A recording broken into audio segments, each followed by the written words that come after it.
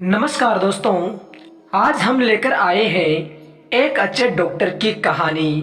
एक डॉक्टर बड़ी ही तेजी से हॉस्पिटल में घुसा। उसे किसी एक्सीडेंट के मामले में तुरंत बुलाया गया था। अंदर घुसते ही उसने देखा कि जिस लड़के का एक्सीडेंट हुआ है उसके परिजन बड़ी बेसब्री से उसका इंतजार कर रहे हैं।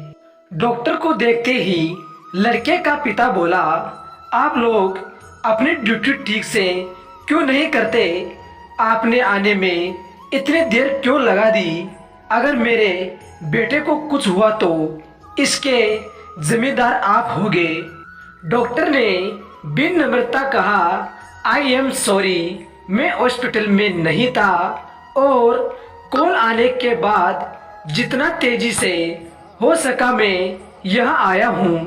कृपया अब आप लोग शांत हो जाइए ताकि मैं इलाज कर सकूं। शांत हो जाइए, लड़के का पिता गुस्से में बोला, क्या इस समय अगर आपका बेटा होता तो आप शांत रहते? अगर किसी की लापरवाही की वजह से आपका अपना बेटा मर जाए तो आप क्या करेंगे? पिता बोले ही जा रहा था, भगवान चाहेगा तो सब ठीक हो जाएगा।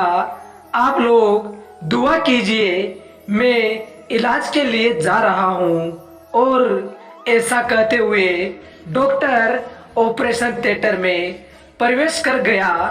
बाहर लड़के का पिता अभी भी बुदबुदा रहा था। सलाह देना आसान होता है, जिस पर बीतती है वही जानता है।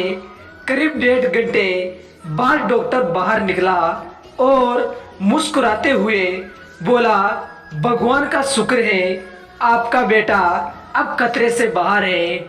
यह सुनते ही लड़के के परिजन खुश हो गए और डॉक्टर से सवाल पर सवाल पूछने लगे।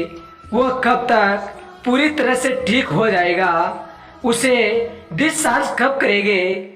पर डॉक्टर जिस तेजी से आया था उसी तेजी से वापस जाने लगा और लोगों से अपने सवाल नर्स से पूछने को कहा। ये डॉक्टर इतना घमंडी क्यों है? ऐसे क्या जल्दी है कि वो 2 मिनट हमारे सवालों का जवाब नहीं दे सकता? लड़के के पिता ने नर्स से कहा। नर्स लगभग रुआसी होती हुई बोली, आज सुबह डॉक्टर साहब के लड़के की एक भयानक एक्सीडेंट में मौत हो गई और जब हमने उन्हें फोन किया था तब वे उसका अंतिम संस्कार करने जा रहे थे। और बेचारे अब आपके बच्चे की जान बचाने के बाद अपने लाडले का अंतिम संस्कार करने के लिए वापस लौट रहे हैं। यह सुन लड़के के परिजन और पिता स्तब्ध रह गए और उन्हें अपनी गलती का एहसास हो गया। फ्रेंड्स, बहुत बार हम किसी सिचुएशन के बारे में अच्छी तरह जाने बिना ही उस पर रिएक्ट कर देते हैं, पर हमें चाहिए कि हम खुद पर नियंत्रण रखें और पूरी स्थिति को समझे बिना कोई नकारात्मक प्रतिक्रिया न दे, वरना अनजाने में हम उसे ही ठेस पहुंचा सकते हैं जो हमारा ही भला सोच रहा हो। जय श्री राधे कृष्णा।